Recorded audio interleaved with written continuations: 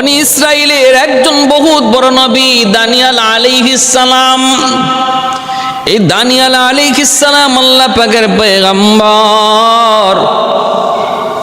ওনার ভাইরা বন্ধুরা কে ঐতিহাস একটু মনোযোগ দিয়ে শুনবো।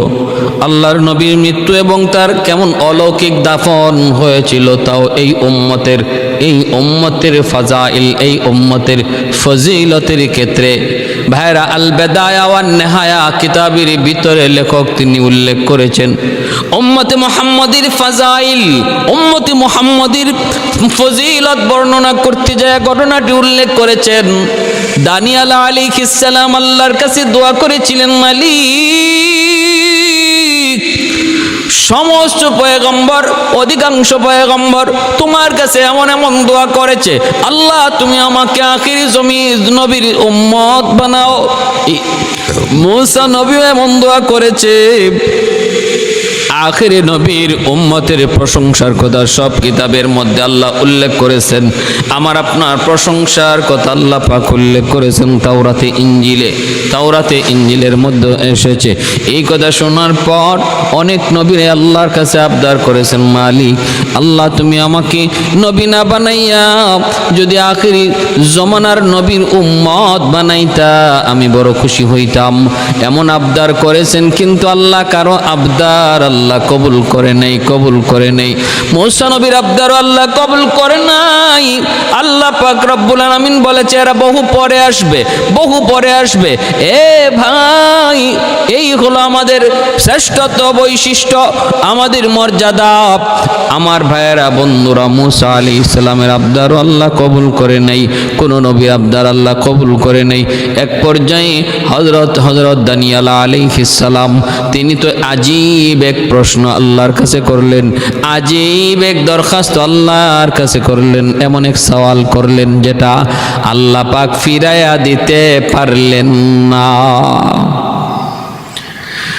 অন্যান্য নবীদের আবদার আল্লাহ ফিরাইয়া দিলেন না, আমার আখেরি নবীর উম্মত হওয়ার সুযোগ নাই।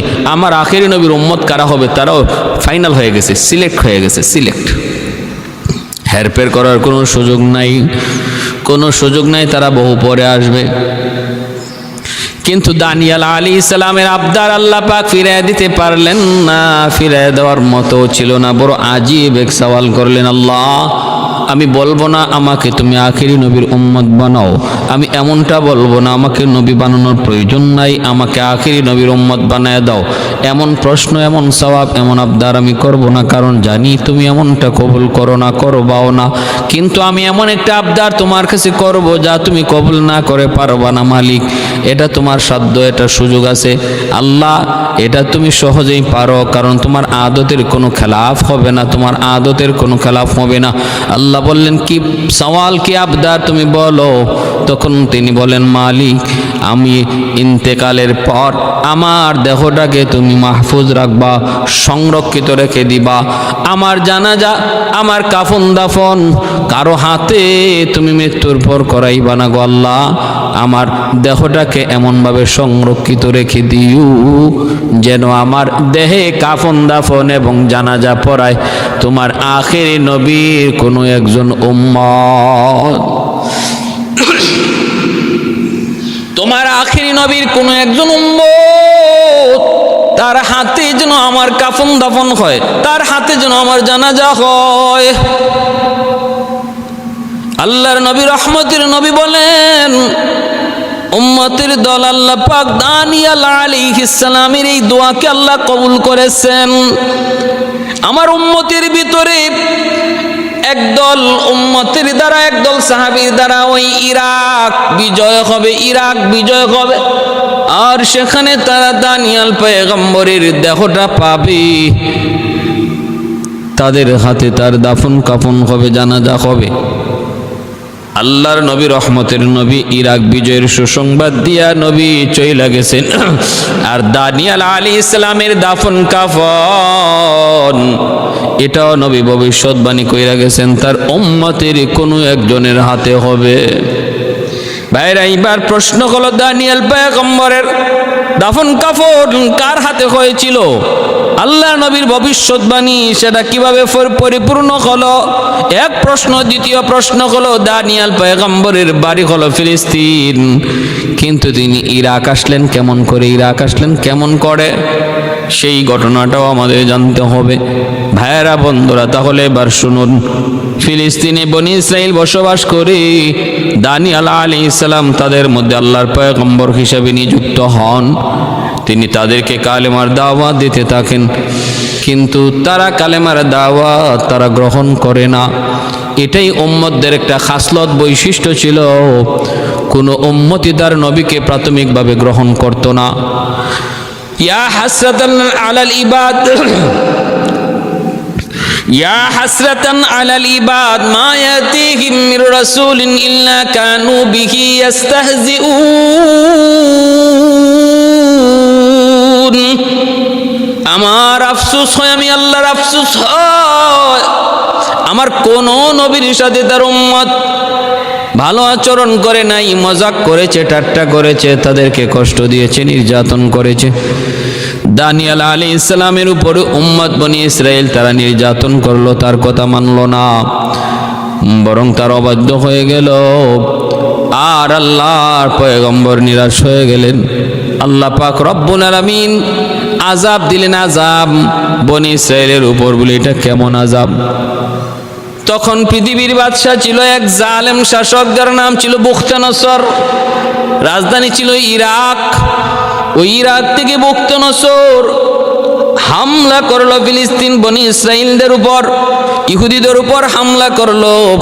এই হামলার দ্বারা ইহুদিরা দিক বিদিক হয়ে গেল। 70,000 ইহুদিকে বুখতানসর জালেম বাদশা হত্যা করলো।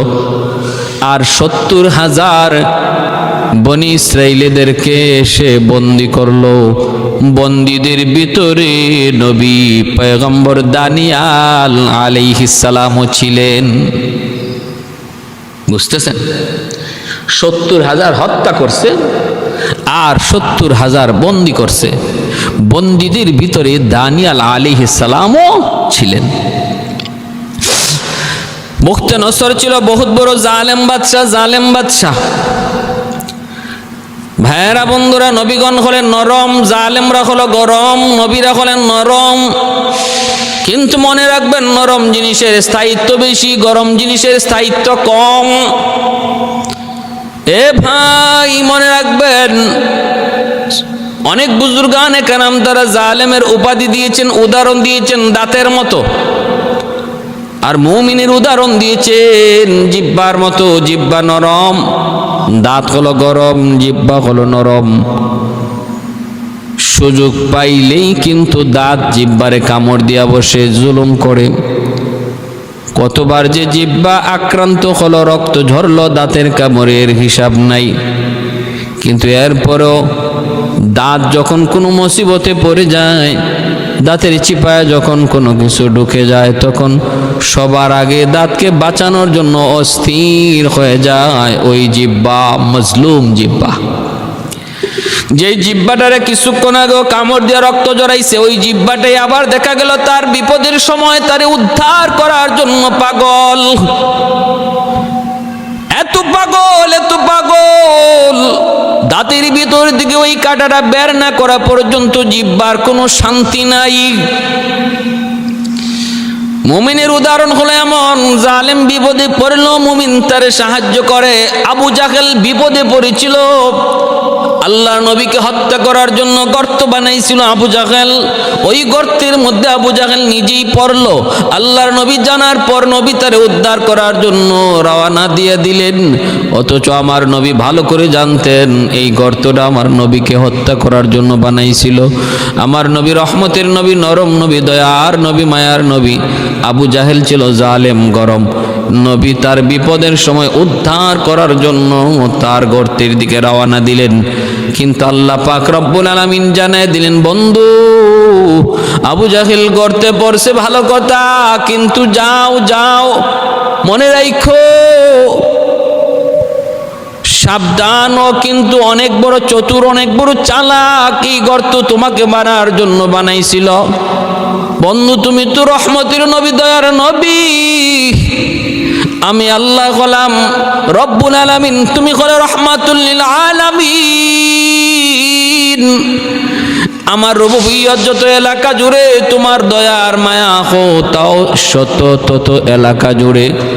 আল্লাহর নবী আবু জাহেলের গর্তের কাছে যায়, আবু জাহেলকে ডাক দিয়া বললেন, চাচা, ও চাচা, এখন কি খবর? আবু জাহেল কয়, বাবারে, আমি গর্ত বানাইছিলাম তোমার লাগি, তুমি তো সব যাই না গেছো বুঝছি, কিন্তু বাবা শোনো, আমি এত গভীর কোনো গর্ত বানাই নাই, বিশ্বাস করো রে বাবা। আমি নর্মাল একটা গর্ত বানাইছিলাম, কিন্তু আমি গর্তের ভিতরে পড়ার পরে দেখি আমি খালি নিচে যাই, নিচে যাই, নিচে যাই। হাত বাড়াইছে লাগাল পায় না, মই ফালাইছে লাগাল পায় না, রশি লাগাইছে লাগাল পায় না। এ বাবা মোহাম্মদ, আমি বুঝে গেছি তুমি ছাড়া আমাকে কেউ গর্ত থেকে তুলতে পারবে না। আল্লাহর নবী রহমতের নবী বলেন, চাচা, এত দূর যখন বুঝলেন, বাকি কথাটা আপনি বুঝেন না কেন? আবু জাহেল কয়, বাবা সব হবে, আগে আমারে উঠাও। নবী বলেন, এমন কথা বহু কইছো চাচা, এবার তুমি নিজ থেকেই ওয়াদা করো, উপরে উঠলে পরে কালেমা পড়া ছাড়া কোনো উপায় নেই। কয়, ওয়াদা করলাম। আল্লাহ নবী হাত বাড়াইছেন, আল্লাহ গর্তরে বলেন, রে গর্ত, তোর মধ্যে আমার রহমতের নবী হাত বাড়াইছে। এই জালেমের জন্য আমার বন্ধু হাত বাড়াইছে সাহায্যের জন্য। জালেমের জুলুমের কথা আমার বন্ধু ভুলে গেছে, কারণ আমি আল্লাহ তারে রহমতের নবী বানায় পাঠাইছি। সে কখনো মনের কষ্ট মনে ধরে রাখে না, সে কার উপরে জিদ কখনো অন্তরে ধইরা রাখে না। এটা আমার নবীর একটা বৈশিষ্ট্য, আমার নবীর সিফাত, আমার নবীর গুণ। নবী কারো উপরে জিদ অন্তরে রাইখা বসে থাকেন না। কষ্ট পাইছেন, মুহূর্তের মধ্যে কষ্ট ভুলে যান। আল্লাহর নবী রহমতের নবী হাত বাড়াইতেই গর্ত উপরে উঠে গেল। আবু জাহেলের হাত ধরে নবী টান দিয়ে গর্ত থেকে তুইলা আনলেন আর বললেন, চাচা এবার পড়ুন। আবু জাহেল কয়, রে বাতি যাও, তুমি যে এত বড় জাদুকর আগে আমি জানতাম না। নাউজুবিল্লাহি মিন যালিক।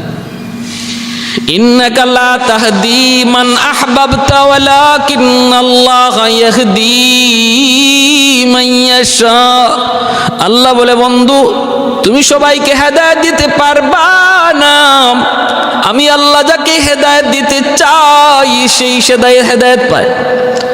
অতএব তুমি কাউকে হেদায়েত দেওয়ার জন্য পাগল পারা হইও না, পাগল পারা হইয়া কোনো লাভ নাই।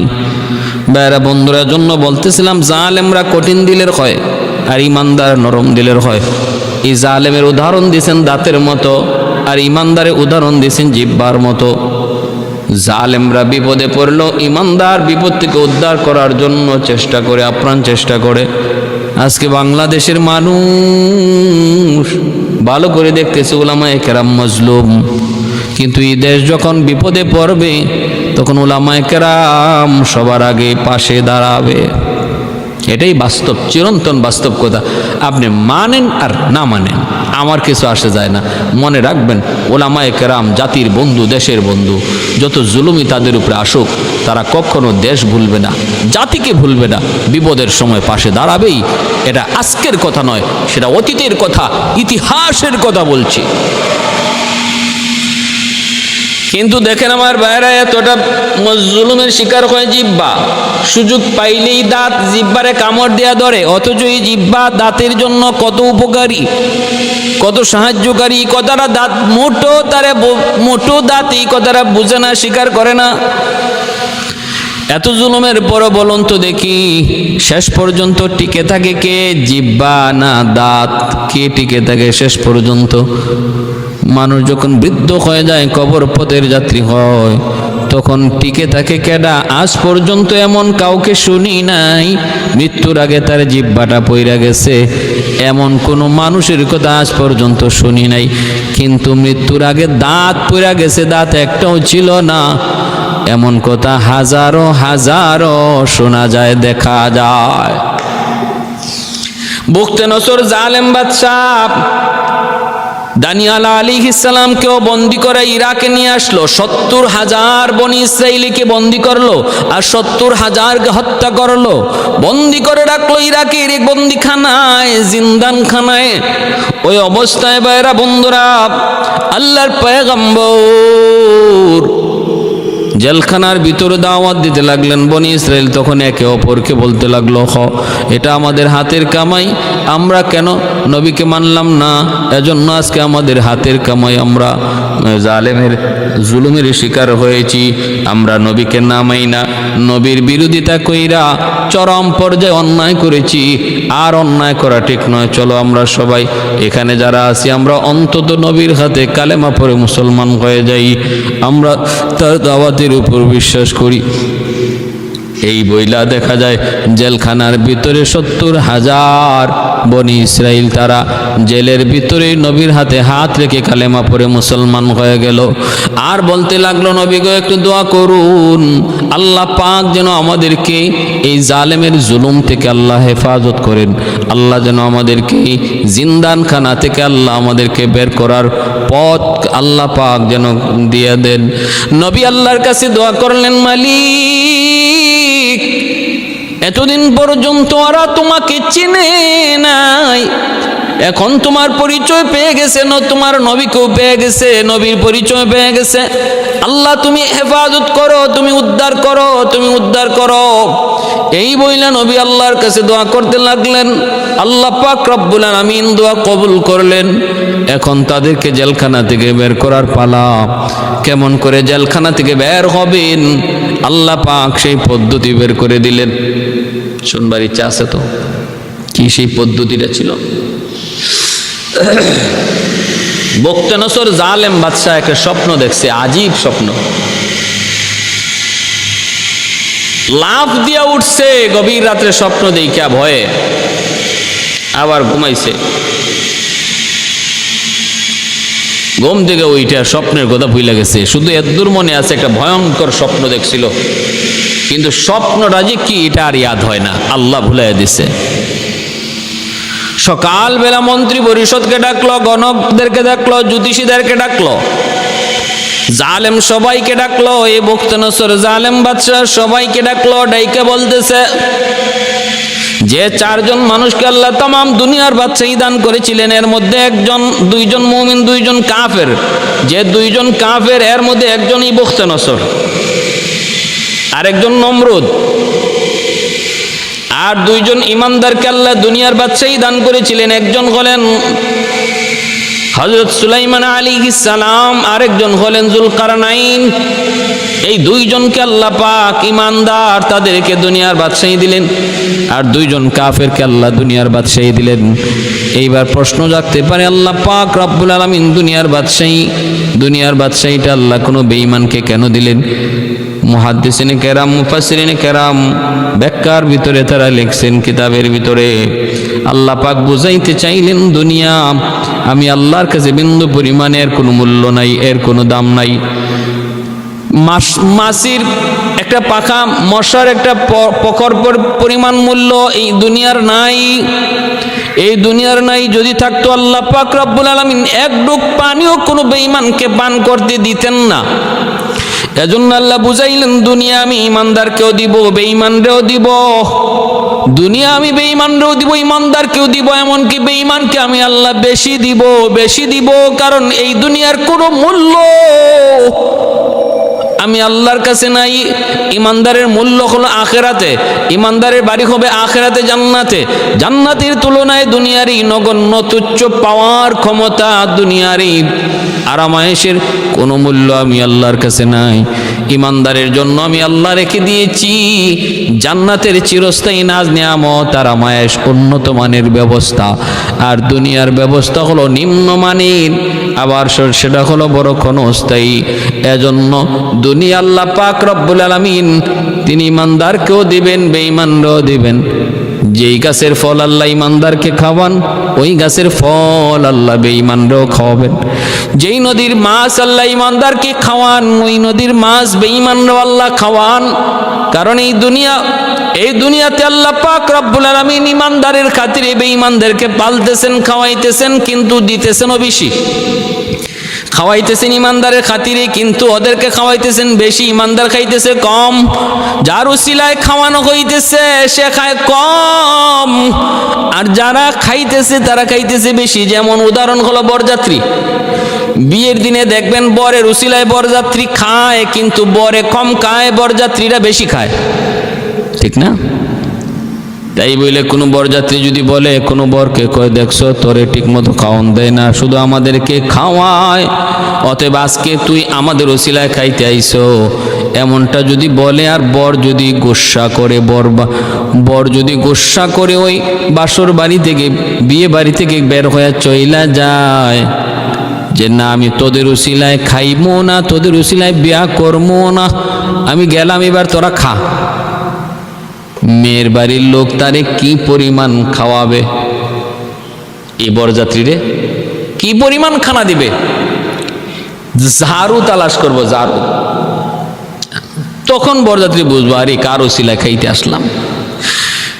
এই দুনিয়া তো আল্লাহ পাক রব্বুল আলামিন ইমানদারির উসিলায় বেঈমানরে আল্লাহ পাক পালতেছে, খাওয়াইতেছে, কিন্তু এরপরও বেশি দিতেছে বেঈমানরে, কারণ দুনিয়ার কোনো মূল্য আল্লাহর কাছে নাই। আল্লাহ পাক দুনিয়া ওদেরকে বেশি দিতেছে, আর ইমানদারকে বলে তুমি চুপ থাকো, কম খাও, কারণ বিয়ে বাড়িতে তোমার খাওয়ার দিন নয়, তোমার খাওয়ার দিন হলো বিয়ার পরের দিন থেকে। বাসর ঘর তোমার জন্য অপেক্ষায়, সেখানে তোমার জন্য বাসর ঘরে তোমার জন্য প্লেট রাখা হয়েছে সাজায়া, এই প্লেট সাজানো প্লেট বরযাত্রীর কপালে নাই। এই বাড়ির যত মুরগি আছে সব তোমার পেটে যাবে, বরযাত্রীর পেটে আর মুরগি জুটবে না। ওদের খানা একদিন, আর তোমার খানা আজকে থেকে 100 দিন মাত্র শুরু হলো, আর শেষ হবে না। আল্লাহ বলেন ইমানদার মুমিন, দুনিয়াতেও তুমি একদিন খাওয়ার জন্য, দুনিয়ার হায়াতটা আখিরাতের হায়াতের তুলনায় একদিনও না, এর চেয়ে আরো কম। এই একদিন তোমার খানার দিন নয়, সেটা বেঈমান কাফির কুফফারের জন্য, কারণ ওরা বরযাত্রী, তুমি হলে দুনিয়ার জন্য বর। ওরা যা খুশি খায় খাক, তুমি ওদের দিকে তাকাও না।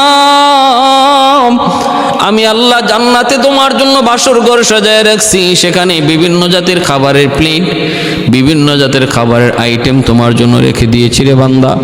অতএব না না, ওদের খানা একদিন, তোমার খানা চিরদিন। তোমার খানা জারি হবে, বন্ধ নাই। আর বেঈমানের খানা একদিন। দুনিয়ার হায়াত যতদিন আছে, দুনিয়ার হায়াত যতটুকু সময় আছে অতটুকুই, এরপরে এদের কপালে আর কোনো খানা নাই, আছে শুধু খালি সিন্নি আর সিন্নি। সিন্নি বুঝেননি? মায়ের কপালে আছে শুধু সিন্নি। ভাইরা, বুখতনসর জালেম বাদশাহ একটা স্বপ্ন দেখলো, আজীব স্বপ্ন। সকালবেলা জ্যোতিষীদেরকে ডাইকা বলে আমি একটা আজীব স্বপ্ন দেখছি, স্বপ্নের তাবির তোমরা বলে দাও, ব্যাখ্যা তোমরা বলে দাও। যদি ব্যাখ্যা না বলতে পারো আমি গর্দান নিয়ে আনিব, গর্দান। জ্যোতিষীরা কয় তাহলে স্বপ্নটা কি একটু কও দেখি। বাদশাহ বুখতনসর কয় স্বপ্নও আমার মনে নাই। জ্যোতিষীরা কয় এটা কেমন কথা, স্বপ্ন মনে নাই, আমরা স্বপ্নের ব্যাখ্যা করব কেমনে? কয় এত কিছু বুঝি না, কি স্বপ্ন দেখছি এটাও বলতে হবে, এবং স্বপ্নের ব্যাখ্যা কি এটাও জানাইতে হবে। এমনি তোমাদেরকে লাখ লাখ টাকা দিয়া পালতেছি। জ্যোতিষীদেরকে, গণকদেরকে কয় তোমাদের তুলে আমার রাজ্যের এত ভর্তুকি, এত ব্যয়, এত ব্যয়, এত খরচ, এত কিছু করতেছি, আজকে তোমরা আমি কি স্বপ্ন দেখছি এটাও যদি বলতে না পারো, স্বপ্নের ব্যাখ্যা কি তাও যদি জানাইতে না পারো, তাহলে কিন্তু সময় মাত্র 3 দিন, সব জ্যোতিষী আর গণকের গর্দান নিয়ে নিব। আচ্ছা আপনারা বলুন, এটা কত এক পাগলামি কথা, এটা কত বড় পাগলের কথা। স্বপ্নের ব্যাখ্যা তো বলবেই, কয় স্বপ্ন কি দেখছি এটাও বলা লাগবে। জ্যোতিষীরা গণকেরা পড়ে গেল টেনশনে, ঘুম নাই, খানা নাই। হায় হায়, কেমন করে বলবো কি স্বপ্ন দেখছে। এইদিকে বাদশাহ বুখতনসর জালেম, তারও ঘুম নাই, খানা নাই। কি দেখলাম, কি দেখলাম, কি দেখলাম, কি দেখলাম। ভাইয়েরা বন্ধুরা, এইদিকে আল্লাহ পাক ওই কারাগারে, জালেমের কারাগারে নবী দানিয়াল আলাইহিস সালামকে আল্লাহ পাক বাদশার এই স্বপ্নের কথা আল্লাহ নবীকে জানায় দিছেন, আর স্বপ্নের ব্যাখ্যাও আল্লাহ জানায় দিছেন। বাদশার দরবারের ঘটনাও আল্লাহ জানায় দিছেন। এরপরে পয়গম্বর তিনি কারারক্ষীকে ডাক দিয়া বলেন তোমার বাদশা একটা স্বপ্ন দেখছে। কি স্বপ্ন দেখছে সেটাও বলতে পারে না। ব্যাখ্যা কি তাও জানে না। কয় হ জানি তো, জ্যোতিষীদেরকে 3 দিন টাইম দিছে। আল্লাহর পয়গম্বর কারারক্ষীকে বলেন জ্যোতিষীরা 3 দিন না 3 বছরও পারবে না। তুমি যাও, যায় বলো বাদশাকে আমি পারবো। তুমি যায় বলো জেলখানার ভিতরে একজন আল্লাহর বান্দা, আল্লাহর একজন গোলাম, ইনি পারবো। উনি কি স্বপ্ন দেখছে স্বপ্নটাও বলতে পারবে, স্বপ্নের ব্যাখ্যাও বলে দিতে পারবে। কারারক্ষী দৌড়ায় যখন জালেম বখতে নসরের সামনে আসলো, আইসা বলে দিল আপনি তমুক আর তমুকের কাছে বইলা কোনো লাভ নাই, জ্যোতিষীরাও পারবে না, গণকেরাও পারবে না। আপনার স্বপ্নের কথা, স্বপ্নের ব্যাখ্যার কথা বলে দেবে কারাগারে বন্দী একজন আল্লাহর গোলাম। আমি তাকে বড় চিনেছি, সে বড় ভালো, বড় ভদ্র, বড় নম্র, বড় পরহেজগার, বড় দিনদার একজন মানুষ। কারাগারের সবগুলি মানুষ তার হাতে বায়াত গ্রহণ করেছে এবং সবাই যেন ভালো দুনিয়ার ভালো মানুষে পরিণত হয়েছে। কোনো উশৃঙ্খলতা নাই, কোনো মারামারি নাই, কোনো ঝগড়া নাই, ফাসাদ নাই। সর্বদা ওনার আলোচনা শুনে, বয়ান শুনে আর কান্নাকাটি করে, চোখের পার কাছে জানি হাত উঠে কান্দে।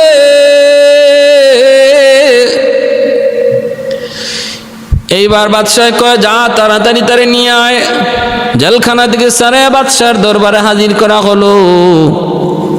বাদশাহ এবার বলে তুমি কি পারবা আমার স্বপ্নের কথা বলে দিতে? বলে হ পারবো। কয় তাহলে বলো। কয় বলতে পারি, শর্ত কি?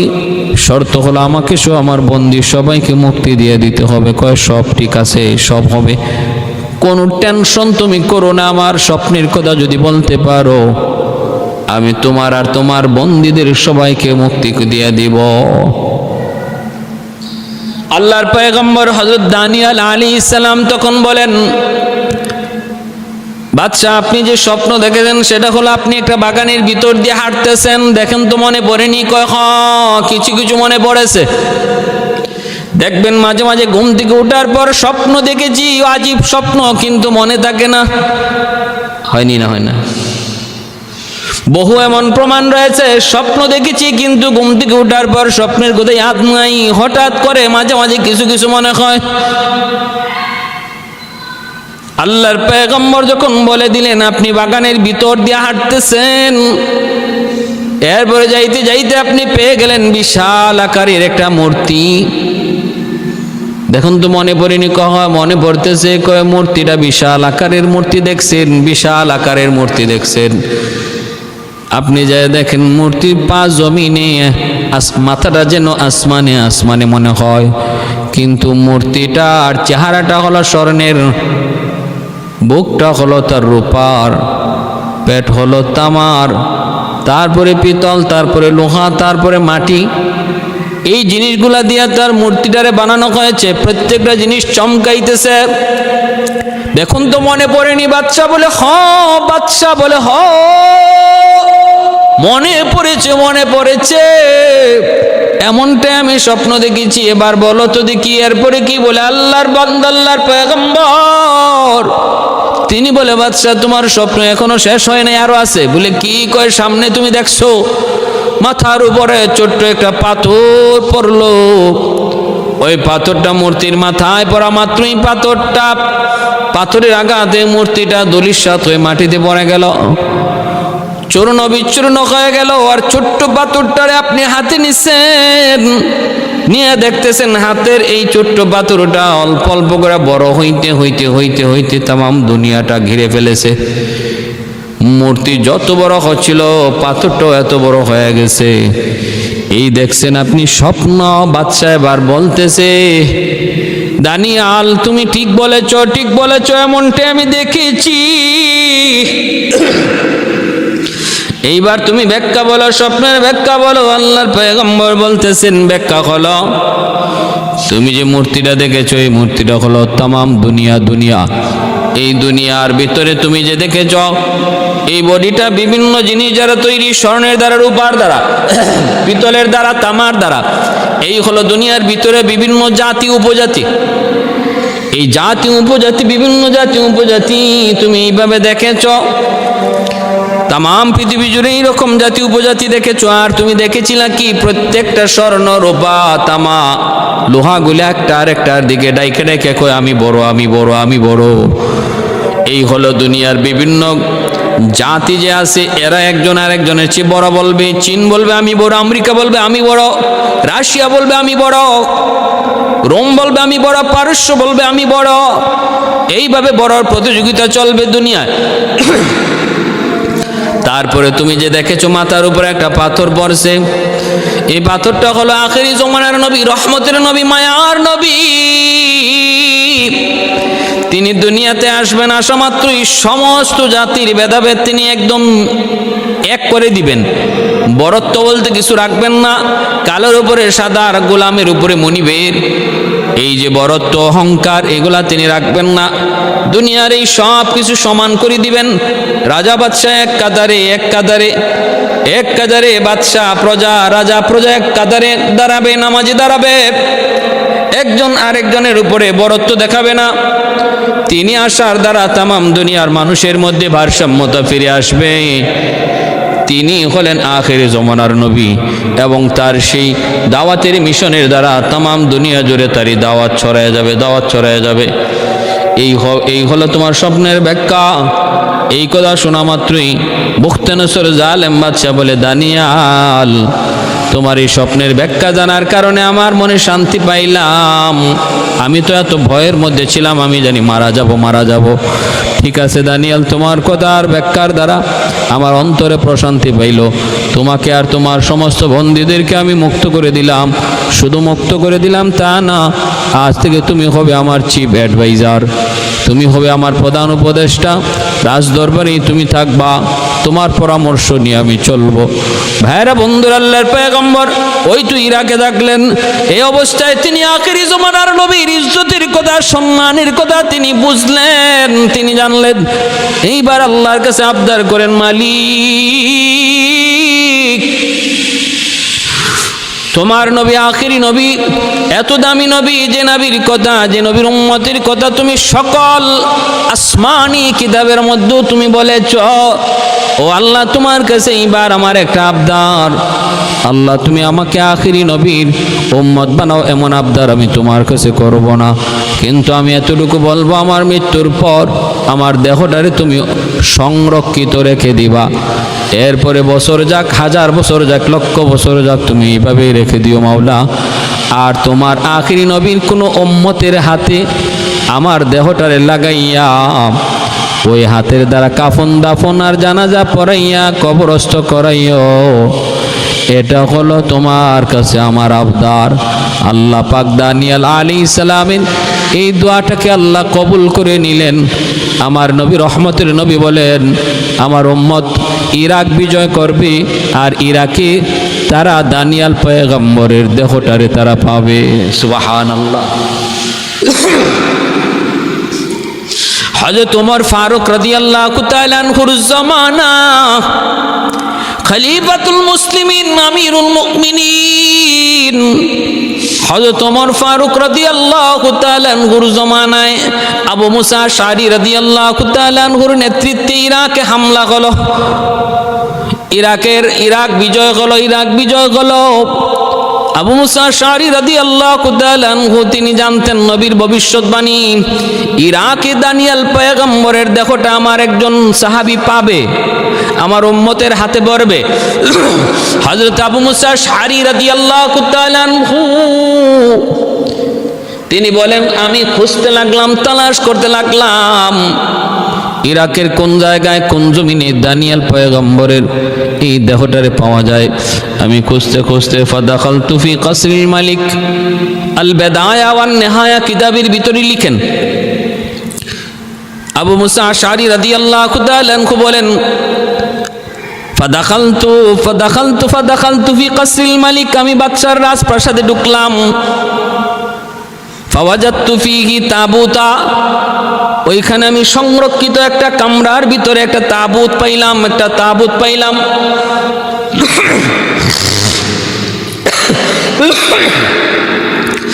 আমি একটা কফিন পাইলাম, কফিন। এরপরে ওই কফিনের পাশে আমি দেখলাম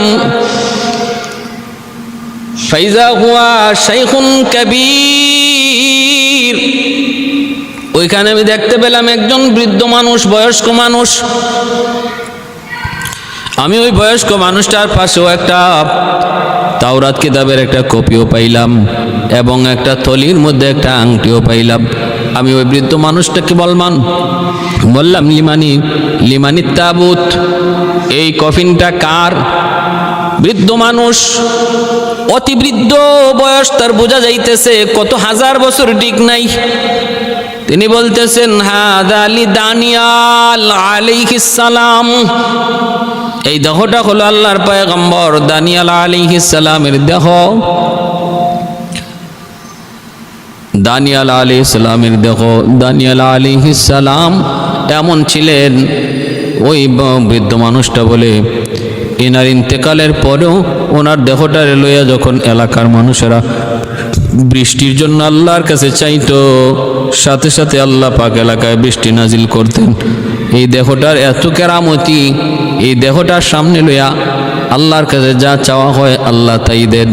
আর আল্লাহ পাক এই দেহটাকে কুদরতি হাতে সংরক্ষিত রেখে দিয়েছেন।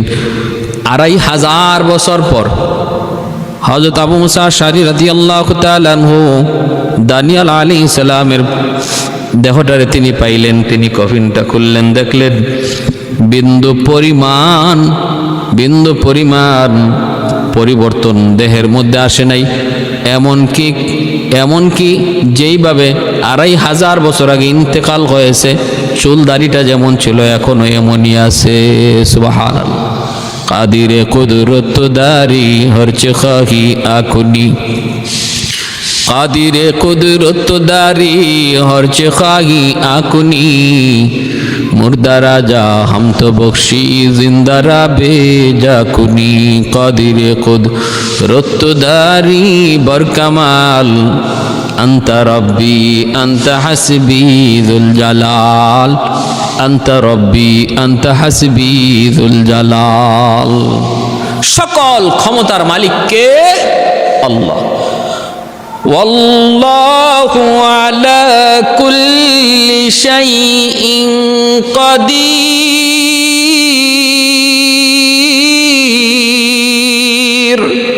সকল ক্ষমতার মালিক হলেন আমার আল্লাহ।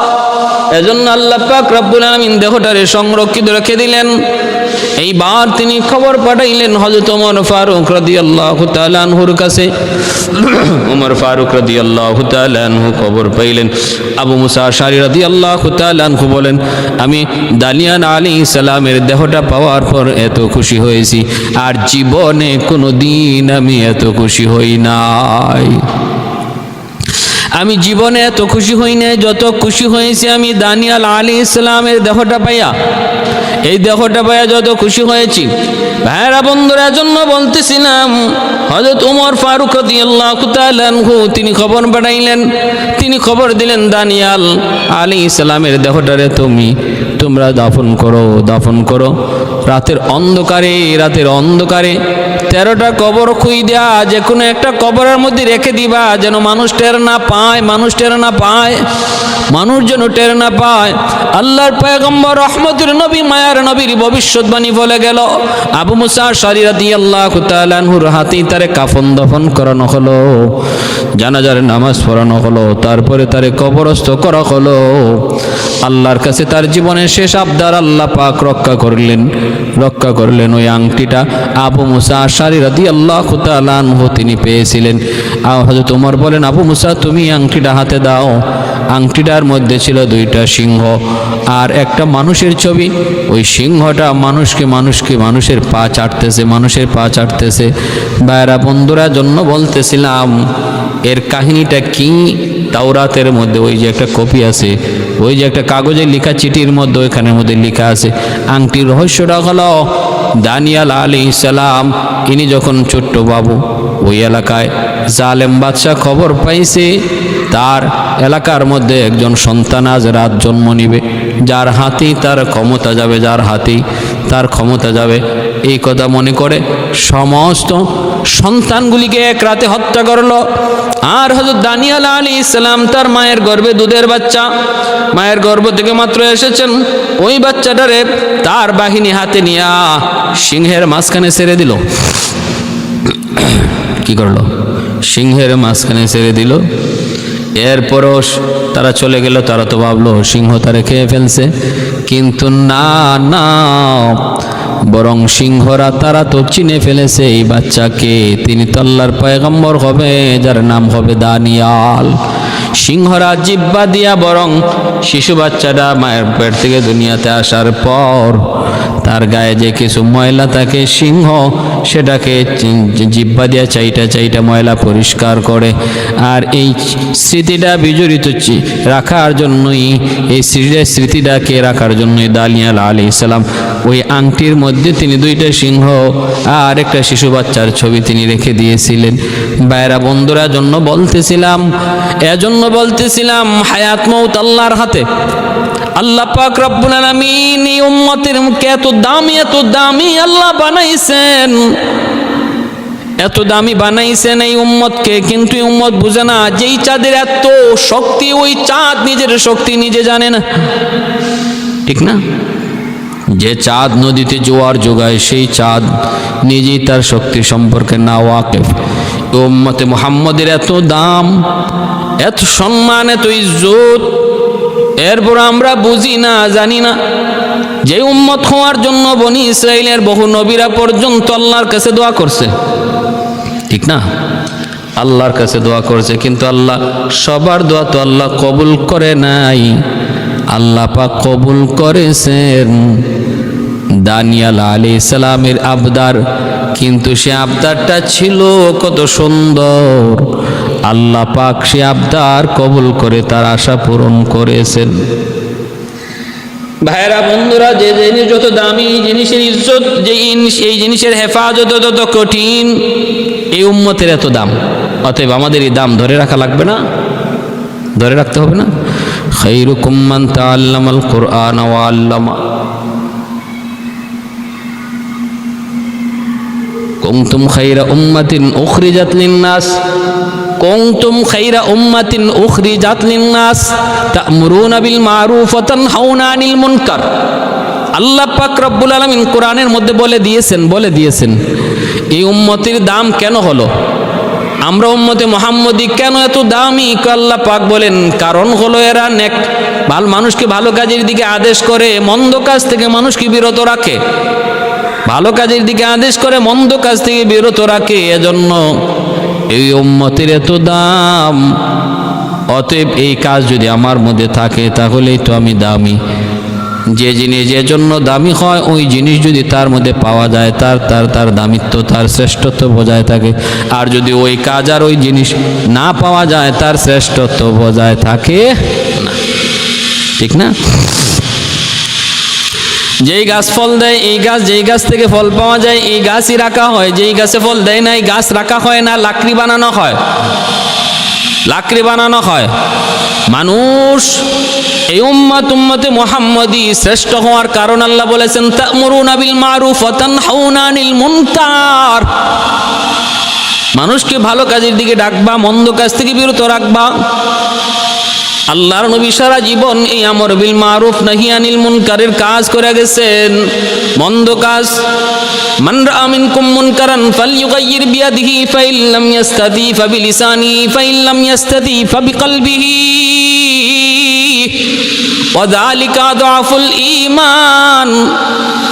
মন্দ কাজ দেখলে পরে তুমি মন্দ কাজকে প্রতিহত করো, সামর্থ্য থাকলে তুমি প্রতিহত করো, বন্ধ করো। যদি সামর্থ্য না থাকে, আল্লাহর নবী বলেন জবান দিয়ে তুমি মন্দ কাজের বিরোধিতা করো। যদি জবান দিয়েও বিরোধিতা করার শক্তি তোমার না থাকে, অন্তর দিয়ে তুমি ঘৃণা করো, অন্তর দিয়ে ঘৃণা করো। এজন্য ভাইয়েরা বন্ধুরা, আমর বিল মারুফ নাহি আনিল মুনকার এই উম্মতের মধ্যে যতদিন থাকবে, উম্মত শ্রেষ্ঠ উম্মত হিসাবে দাবি করবে। আর যেদিন থেকে আমর বিল মারুফ নাহি আনিল মুনকার উম্মত হারায় যাবে, উম্মত থেকে চলে যাবে, ওই দিন থেকে আমাদের শ্রেষ্ঠত্ব বিদায় নিবে। আজকে উম্মতে মুহাম্মদী চোখের সামনে মন্দ চলে, জুলুম চলে, অন্যায় চলে, কিন্তু চোখ বুজে শোয়া নেই। নামাজ পড়ি, জুলুমও করি, নামাজ পড়ি, জুলুমকে সাপোর্টও করি, সহযোগিতাও করি। তাহলে আল্লাহ পাকের কাছে আমার আপনার শ্রেষ্ঠত্ব কেমনে বজায় থাকবে? ভাইয়ের আমার, এজন্য বলতেছিলাম যে হযরত দানিয়াল আলাইহিস সালাম আল্লাহর এত বড় পয়গম্বর। হ্যাঁ, দেখেন কি অলৌকিক মৃত্যু, আর কি অলৌকিকভাবে আল্লাহ তারে দাফন করাইলেন। একটা আবদার যে আল্লাহ আমার দেহটা তোমার আখিরি নবীর কোনো উম্মতের হাতে ছোঁয়া লাগাইয়া আমারে কবরস্থ করাইও। কেমন আবদার ছিল। আজকে আমরা এই উম্মতে মুহাম্মদী, আজকে আমি আমার নিজের মূল্য বুঝি না। হ্যাঁ, নবীর উম্মত দেখলে বোঝা যায় না, দেখলে বুঝাই যায় না। সুরত সিরত সব বেদিনদের বেঈমানদের। এজন্য বলি যুবক, নিজের একটু বুঝো, নিজের একটু জানো, নিজের শক্তি সম্পর্কে একটু বোঝার চেষ্টা করো। তোমার ইজ্জত, তোমার সম্মান, তোমার মাকাম কোথায় একটু বোঝার চেষ্টা করো, নিজেরে জানো। আল্লাহ আমাদের সবাইকে আমার নবীর আখলাক মতো, নবীর আদর্শ মতো চলার এবং নবীর উম্মত হিসাবে বিশেষ করে আখিরি নবীর উম্মত হওয়ার সৌভাগ্য যে আল্লাহ আমাদেরকে দান করেছেন, এর শুকরিয়া তান সর্বদা ভালো কাজের পক্ষে থাকার আর মন্দ কাজ থেকে দূরে থাকার, ভালোর পক্ষে সাপোর্ট করার আর মন্দ কাজকে বাধা দেওয়ার তৌফিক আল্লাহ আমাদের সবাইকে দান করুন। ওয়া আখির দাওয়ানা আনিল হামদুলিল্লাহি রাব্বিল আলামিন।